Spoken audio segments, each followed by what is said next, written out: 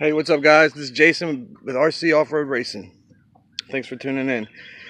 All right, so I'm here at the track, WCRC, which is in pretty decent shape. We've gotten a lot of rain the past several days.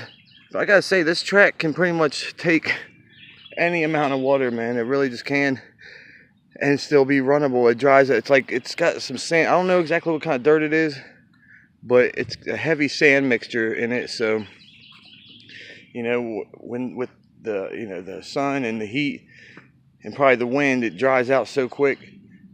So it rained a whole bunch, and there's not even any standing water hardly anywhere. Actually, there's a little bit over there in some of the little dips there in the minefield section.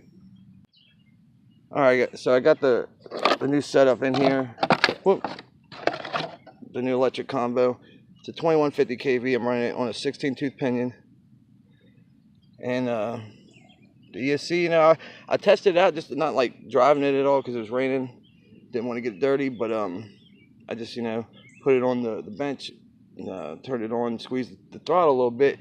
And I gotta say, man, this thing will go.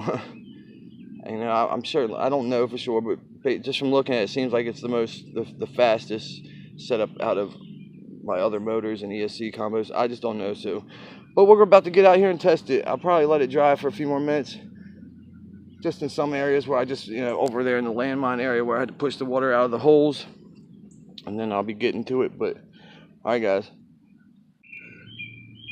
guys, so here goes my first test of this, basically just this ESC, I guess, and well, this motor as well. But I've used a 1900 kV ZTW racing motor, which I really liked a lot.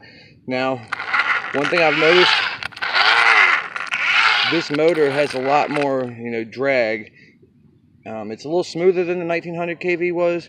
That one was kind of like clunky when you pull it, a little more clunky than this. But so I noticed yesterday when I did drive it just a little bit, and it's that when you let off the throttle, it's like it feels like a drag brake. So I may have to play with some adjustments to get that right. But for now, I'm gonna get it out there and just see what's going on.